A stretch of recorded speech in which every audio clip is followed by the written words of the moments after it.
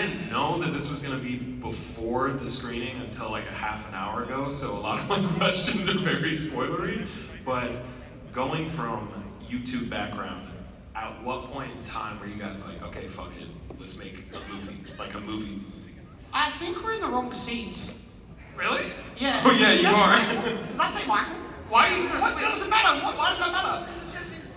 Hey man, rules are rules. Don't mess Alright, I'll with say it again, please. What? Okay, I see it. Yeah. Sorry, what was that? So, recap, Spark Notes, YouTube videos, Naruto, Sasuke, there's a love interest, she's got pink hair. Making the jump from YouTube to making a movie, how early was it that you guys were like, okay, we want to make a movie? Like, when did that process sort of start? We've been wanting to make a movie since we were like 9. And we felt like every single one of our YouTube videos was building up to us making a film. So we just felt like we were ready, and we weren't really shit. But good promotion though. It was like, yeah, even before YouTube, we kind of fell into YouTube. We never went into YouTube wanting to be YouTubers. We wanted to make feature films, but that was like an avenue that it gained momentum quickly, and like it was so much fun. We kind of went down the YouTube. But it was awesome because we were able to like practice so many different things and so many parts of filmmaking. Like, yeah, every video we like try and design like a new fight scene or a new rig or a new blood effect, you know, or something with music. We always like set these challenges for ourselves for the videos that we were making, just so we could like see if it was possible to do some of these things, and then just to keep gaining experience. But even off of that, like even our makeup artist, Beck Corrado, who worked on all of our YouTube stuff, we were able to get her as a head of department on the movie as well. So she was like in charge of makeup on the film too. And it's awesome. amazing. Yeah. It's fucking terrifying. Are you gonna make a movie? Am I gonna make a movie? No. I'm gonna get some more crayons for my crayon set. Do some more drawing. That's as far as I would go with that. But no, that's actually a great lead-in, because when I saw it before and we were talking, you guys having so much experience just wanting to make stuff. You can tell when you watch it, and you guys even told me that like you would wrap filming for a day and you would immediately start going through the footage and editing. Like from the jump, you guys were treating it almost like a YouTube video. And do you have any other examples like that of things that maybe wouldn't be super conventional in like movie production, but that you guys were super hands-on with? Well, I know that when we went to edit the film, I had an edit of the movie, Michael had an edit of the movie, and the editor had an edit of the movie. And the editor, when we went in there, was like, what the fuck? Like, cause it's such a different way of working, but we are editing in our head already when we're on set and we're shooting, and there's days where we had 3 days in the location, and our budget was so small that we couldn't afford to go back in and get pickup shots. So we had to like go home, shoot all day, stay up all night, edit all night, go back to set, shoot all day, go home, edit all night, just to make sure that we got everything that we needed, you know, because there was no chance to go back and go get pickups. Yeah, I think that the YouTube stuff helped us like compromise a bit, like know ways to get around things and like do things quicker without it affecting the story or affecting the shots that we needed to get, and kind of like prioritizing. We had a real strong vision and even shots that we wanted to get. So it was good to, like, I think that YouTube stuff helped us, like when you're in the chaos of it, because it was supposed to be an 8-week shoot and it dropped to a 5 because of all different reasons. But so it was really running gun up against the wall the whole shoot. Yeah, there was days where we had to shoot like 8 to 10 pages in a day. It was the most stressful time ever, but it was so rewarding and so much fun. And another unconventional thing I think is our effects team did such an amazing job, our post team, Kojo, but we also had to start a VFX company to pick up some of the smaller shots just to make sure that we got over the line. And they were already doing so many shots for us for free, and we're just trying to make sure that we got everything that we wanted. So yeah, And Mike was very hands-on with our sound design as well, to the point where the sound designer's like, leave me alone. Yeah, you can tell in the movie. Again, I don't want to spoil anything, but so much of the sound design is amazing.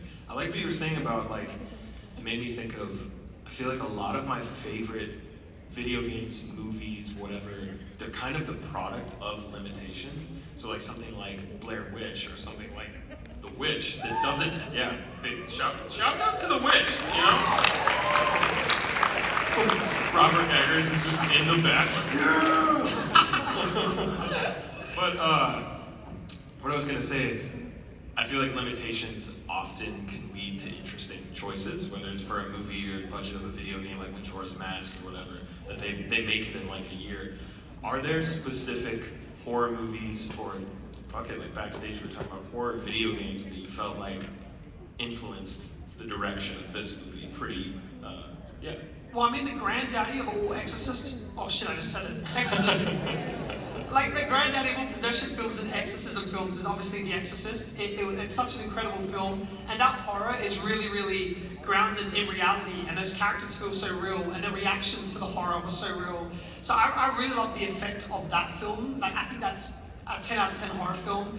I think we subconsciously borrow from so many different things. Like, there's no one source I can think of. I think it was like, you know, it's just our ADHD brains are taking things from everywhere, and it's kind of like concocted into this. Concocted, is that a word? Concoction. Contortion. I think concoction is a word. Contortionist. Yeah. We can have someone check.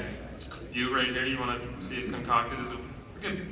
It's a word. Yeah. It's a word. We got confirmation. Sorry. Yes. Concocted is a word. Michael sometimes like makes up words, and then people nod like they know what he's saying. They're like, what?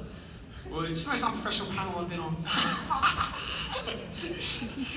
You guys were saying before when we had talked, speaking of that because you're both directing and on set, that one of you would say something and maybe a crew member wouldn't understand and the other person would kind of translate, or vice versa. That it was kind of this, how did you guys navigate that, like, having a unified vision but also you're two people? We always would argue over text. If there was like a thing that we would disagree about on the set, I was really pissed off with Michael, I would always write a note in my phone and aggressively show the phone to him. Like, it'd say like, stop fucking contradicting me, or something like that, and I would just like put it in big bold and underline it, and I pretend I can't read it. But we had such a unified vision, like, you know, the stuff that we did, like, I guess clash on, was more in the post-production, like, and it was all small things like, you know, how many frames do we take out of this shot, or how loud is the sound effect, you know. Yeah, in post, I would do a version of the scene, which was better than Michael's, and then Michael would do a version of the scene, and we'd export both versions and send it to people we trust, and say, which version's better? And yeah, every time they're like, we can't tell the difference. Because like... That's a good sign, ultimately, right? Like, yeah. But mine seriously was better than mine. It was funny, there was always a joke on set or in the edit. We always reference A24. We never thought we'd actually, you know, get picked up by them, but we'd always say like, that's not very A24 of you to be lingering on that shot. Like. And that was always a thing on set, like, and always from the tiniest frames. But I think like, I learned in a media course, I remember the teacher saying, you know, it can come down to frames. And I remember as a kid going, oh, I never thought of it like that. I just cut wherever. I didn't think about like every single frame like can make a difference. So and then like you always pick up those like little things and tips and try to incorporate it into your filmmaking. So yeah, I love like hearing like stuff like that. And even like editing techniques that Jeff Lamb, our editor, showed us. Like it's so crazy that even an edit that you make, like a small cut, like 5 minutes into the film will affect the film an hour in.